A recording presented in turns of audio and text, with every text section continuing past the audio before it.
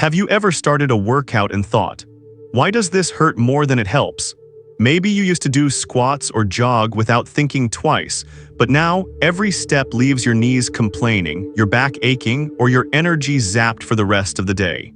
If that sounds familiar, you're not alone. A lot of us grew up believing that no pain means no gain, but after 60, that old saying can lead to more harm than good. See, our bodies change. The joints that used to bounce back now need a little more love. Muscles recover more slowly. And exercises that were great in our 30s or 40s might actually be causing damage now. The key isn't to stop moving, not at all. In fact, staying active is one of the best ways to feel younger, boost your brain, and maintain your independence. The secret is to get smart about how you move. In this video, we're going to look at 4 common exercises that might be hurting you more than helping, and what you can do instead to protect your body and get even better results. And trust me, this isn't about giving up.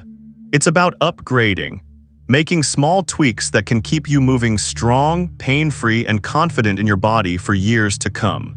Let's start with something that surprises a lot of people: traditional crunches and sit-ups. You've probably seen them recommended everywhere for decades. TV workouts, gym classes, even magazines promising six-pack abs. But here's the truth. After 60, doing crunches the old-fashioned way isn't just unhelpful, it can actually strain your neck, compress your spine, and weaken your lower back. Think about it. When you lie flat on your back and pull your torso up repeatedly, you're putting a lot of pressure on your vertebrae and hips. And if you already have back pain or stiffness, that move can make things worse fast. Not to mention, most people don't engage their core properly when doing crunches. Instead of strengthening your abdominals, you end up tugging at your neck or rounding your shoulders forward, both things that can lead to long-term posture problems. So what can you do instead? Try something like a standing core movement. A gentle standing side crunch, or even a simple movement like pulling your opposite knee up toward your elbow while standing tall, can give your core the challenge it needs without the strain on your spine. Or better yet, focus on exercises like seated leg lifts or bird dog movements on all fours. These not only build core strength, but also improve balance and coordination, 2 things that really matter as we age. And the best part, these exercises feel good. You're not forcing your body into painful positions. You're working with your muscles, not against them. That's the kind of fitness that helps you stay upright, steady, and confident when you get up from a chair, bend over to tie your shoe, or reach for something on a shelf. Now let's talk about long-distance running. Maybe you were a runner in your younger years.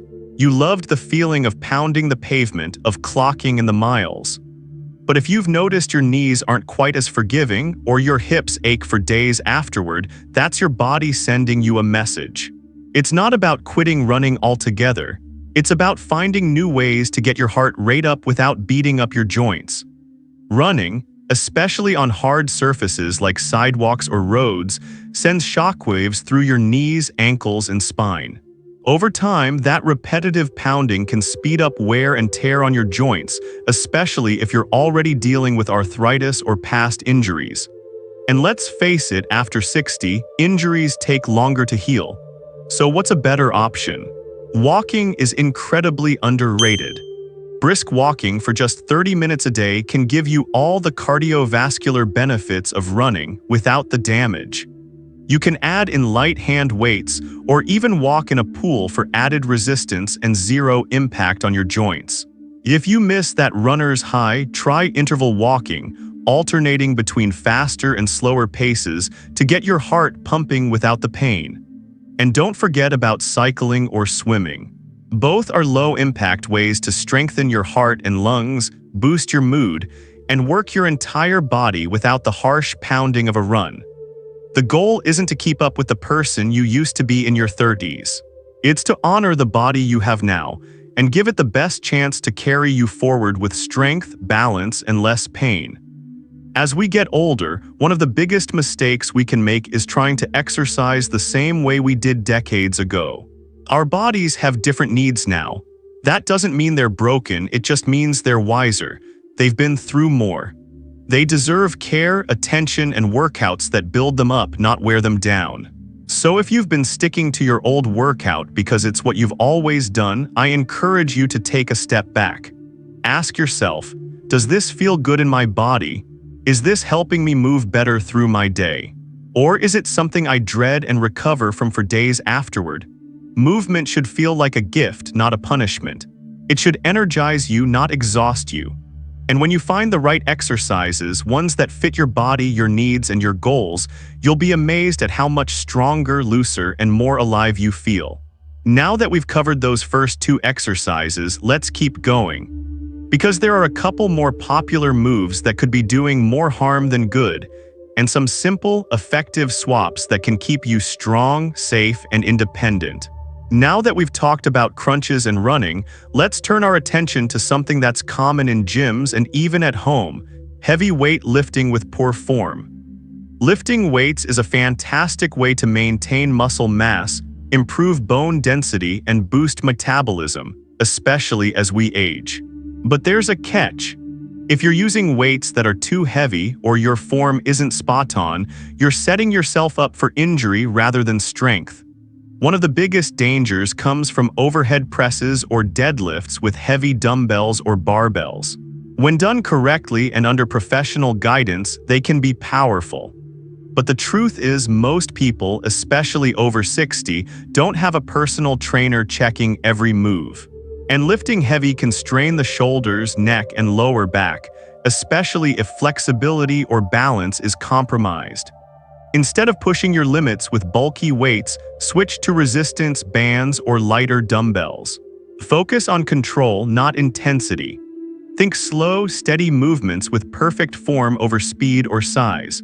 For example, try seated resistance band rows, gentle lateral raises with small hand weights, or bodyweight squats using a chair for balance. You'll still get a solid workout, but your joints and spine will thank you. One of the best things about switching to gentler, safer forms of strength training is that you'll be able to stay consistent. That's the real secret to staying fit after 60. It's not about doing the hardest moves, it's about showing up regularly without setbacks. You want to train for function, not for ego. You want to lift groceries, reach into cabinets, and get up from the floor without fear. And that means building strength wisely. Now, let's move on to a sneaky exercise that sounds harmless but can cause more trouble than you might think. Deep knee bends or full squats, especially without support. These often show up in fitness videos or group classes, and while they do engage the legs and glutes, they can place intense pressure on the knees and lower back. And if balance is even slightly off, there's also a risk of falls. You may notice when you go too low into a squat, your knees start to feel wobbly or your heels lift off the ground. That's your body compensating, and it's a signal that the move might not be safe anymore. The last thing we want is for you to lose your balance or tweak a ligament. So what's a better approach? Chair-supported squats are a wonderful alternative. Stand in front of a sturdy chair, gently lower yourself down until you're just hovering above it, then rise back up. Or go ahead and sit all the way down, then stand up again. This builds real-world strength in your thighs, hips, and core, muscles you use every time you get up from a couch or toilet without putting your knees in danger. Another great alternative is step-ups. Using a low step or stair, place one foot up, step up, then come back down with control. This works the legs without the depth of a full squat and can be easily adjusted to match your comfort level. Just make sure to hold onto something steady if balance is a concern. And here's the beauty of it. When you stop forcing your body into movements that feel wrong and start focusing on those that feel right, you'll notice progress faster. You'll feel steadier. You'll be more willing to stick with it because it's not painful or frustrating. Exercise doesn't have to be a battle. It can be a celebration of what your body can still do and a way to thank it for everything it's carried you through. So much of aging well is about being intentional. You don't have to stop moving. In fact, movement is more important now than ever. But it's time to ditch the idea that the hardest, most punishing workouts are the best. They're not. The smartest ones are the ones that keep you consistent, energized, and pain-free. And let's not forget that consistency beats intensity every time. You don't need to break a sweat for 2 hours a day or train like an Olympian. Just 20 to 30 minutes of mindful movement, where you're focusing on form, breathing deeply, and moving with purpose, can change your whole day. Over time, it adds up to a stronger body, a clearer mind, and more confidence in doing what you love. This is your time to take back control of your fitness on your own terms. You've earned it. There's nothing to prove to anyone but yourself. So whether you're walking around your neighborhood, doing gentle strength exercises at home, or trying a water aerobics class at the local gym, the most important thing is that you're moving. And that you're doing it in a way that feels good, safe, and sustainable. Now that we've covered some of the most common exercises that may no longer serve you well, and how to replace them with smarter options, let's keep this momentum going. Because when you know better, you do better, and your body is ready for a better way to move. One more exercise we need to talk about is the classic plank. Now, you might be thinking, wait, aren't planks great for the core? And yes, they can be. But for many people over 60, especially those with shoulder stiffness, wrist issues, or limited core strength, the standard plank can quickly become a painful struggle rather than a helpful workout. The strain on the shoulders and wrists can lead to discomfort, or worse, injury, if not done properly. And let's be honest, holding your body in a rigid horizontal position for 30 seconds or more isn't always realistic or even necessary for core strength at this stage of life. Instead, here's what works better: modified core moves that are more joint-friendly but still highly effective. Try a wall plank by placing your hands on a wall at shoulder height and walking your feet back just a bit. It activates your core without putting pressure on your wrists or lower back. Or try seated core exercises, like drawing your belly button in while sitting upright or doing gentle knee lifts while seated, to build stability where you need it most. A strong core doesn't just help with fitness. It protects your spine, supports your balance, and gives you the confidence to move through everyday life with ease. From getting out of bed to reaching for something on a high shelf, your core is involved. So let's build it smartly, not through discomfort, but with movements that respect your body's current needs. And speaking of respecting your body, this is one of the most powerful messages I want you to walk away with today. After 60, your body has earned your kindness. It's been through a lot. It's carried you, worked for you, healed for you, and adapted to every phase of life. Now it's time to train it in a way that honors all it's done and prepares it for more good years ahead. Let go of the no pain, no gain mindset. That was for your 20s. Now it's no pain, more gain, because pain is your body's way of saying, let's do this a little differently, and you're wise enough to listen. That's what makes this chapter so powerful.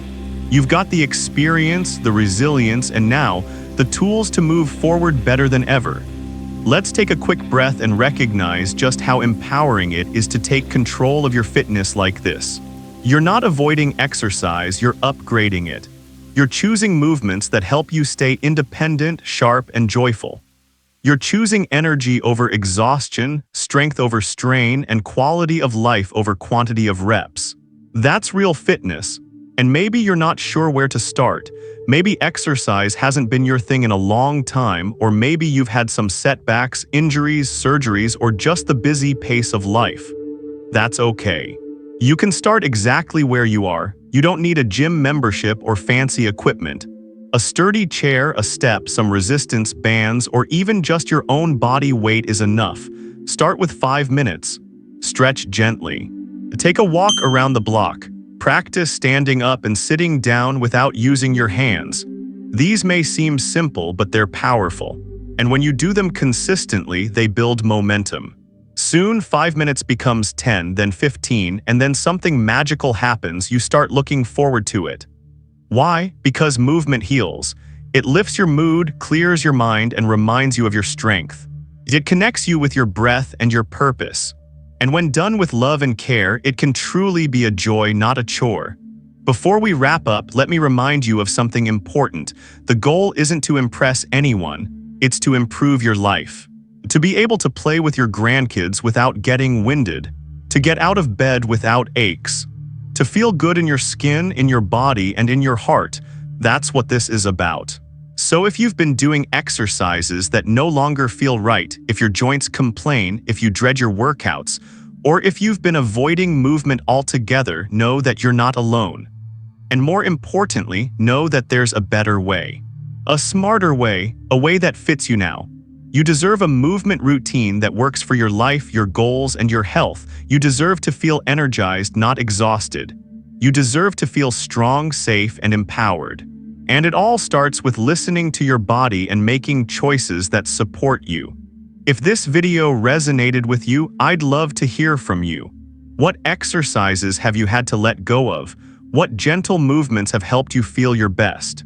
Share in the comments. I read every one, and your experience might help someone else out there who's going through the same thing. And if you found this video helpful, don't forget to give it a thumbs up and subscribe to the channel. I've got so many more practical, inspiring tips coming your way, and I want to make sure you don't miss a thing. Here's to moving better, feeling stronger, and living your best life at any age. You've got this.